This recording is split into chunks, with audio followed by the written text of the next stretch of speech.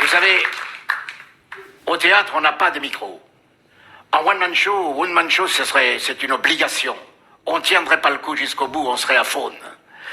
Moi, ce qui m'inquiète, c'est qu'ils appellent ça un micro sans fil. Moi, regardez-moi ça, j'en ai 1 kilo dans le pantalon.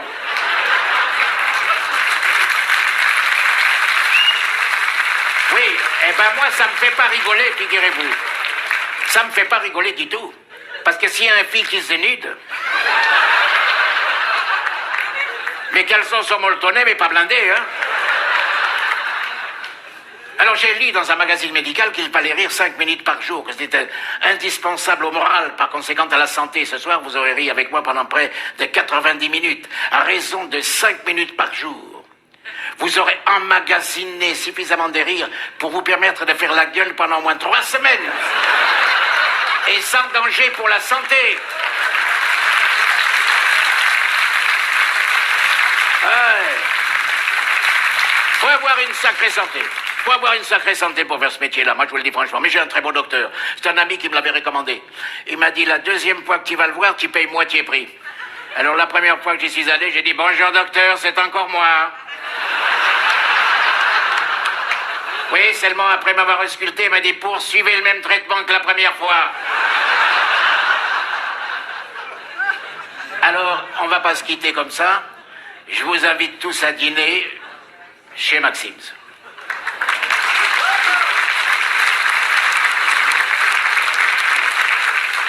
Ah, si mon grand-père me voyait. Lui qui disait toujours, si j'étais en France, il y a une chose que j'aimerais faire, aller dîner chez Maxime. C'est bien grand-père, je suis chez Maxime, c'est qui est mon invité, à titre posthume. Ah, maître l'hôtel, pour commencer, vous allez nous donner... C'est pas donné, hein. Enfin, c'est pas tous les jours qu'on va chez Maxime non plus. Alors, vous allez nous donner comment? Si j'attends quelqu'un? Non, j'attends personne. Je dîne avec moi-même. On prend la même chose. Alors, vous allez nous donner, qu'est-ce que j'ai lu, là? Araignée des mers. Oh, la saleté des bêtes. Oh là là. Quand je pense que ça existe des araignées comme ça dans la mer, avec des pattes rouges et velues, comme les jambes de ma belle-mère. Ça me rappelle la chanson de Fernandel, là, vous savez.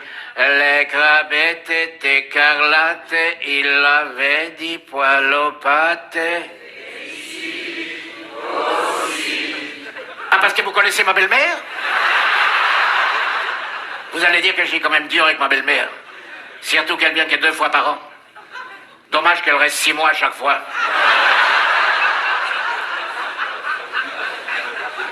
Mais j'ai un voisin qui est pire que moi.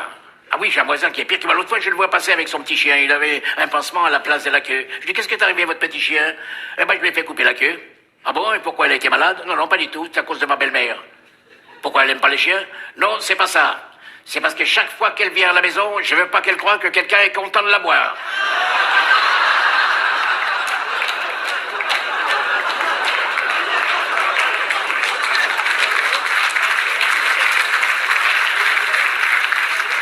Ah ben voilà, ça me plaît. Vous allez me donner un saumon fumé avec supplément. Ah, et qu'est-ce que vous en donnez comme supplément?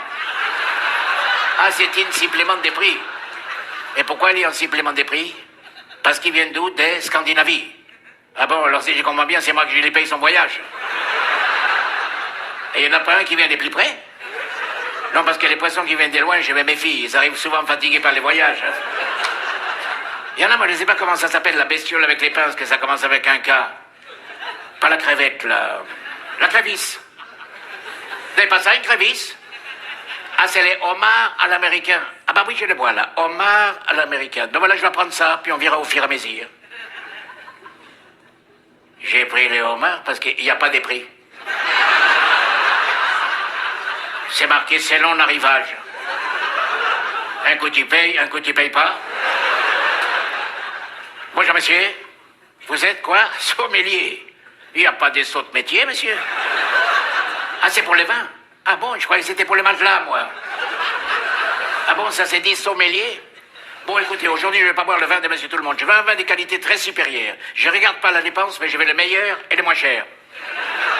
Qu'est-ce que vous allez m'en donner des bons? Dans les grands Bordeaux, allons-y, qu'est-ce que j'ai dit là? Chaphoto et Maury.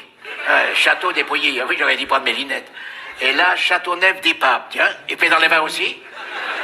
La carafe d'eau est gratuite. Bon, on va déjà la prendre, la carafe d'eau.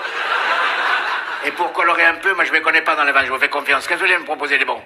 Un mouton Rothschild. Ah oui, ça c'était une bonne idée, oui. Comment? Si je le prépare dans une quoi? Dans une grande cuvée. Dans une... Enfin, non, quand même pas dans une grande cuvette. Dans un petit verre, ça suffira, hein. Vous en avez une millésimée, 1900 combien? 1979.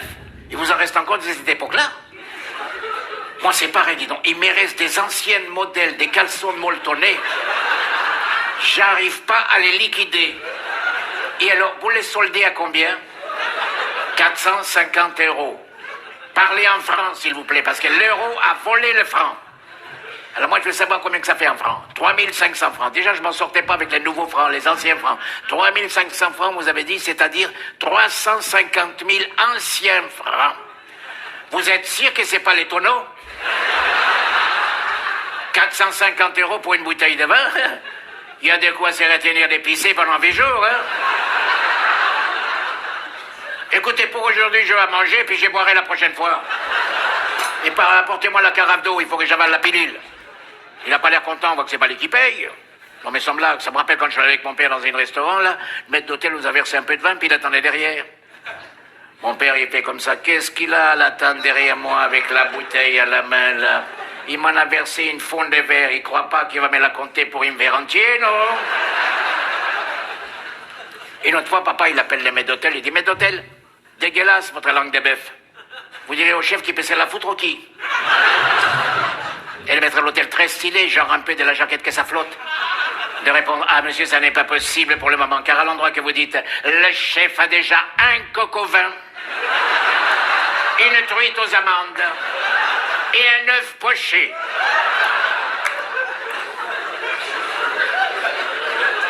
Ah bah voilà, bon homard l'américain. Les voilà, bah, il y a plus de carcasses que des homards, là. Non, j'ai dit, il y a plus de carcasses que des homards. Qu'est-ce qui lui est arrivé? Il est tout cassé. Il a fait un atterrissage forcé.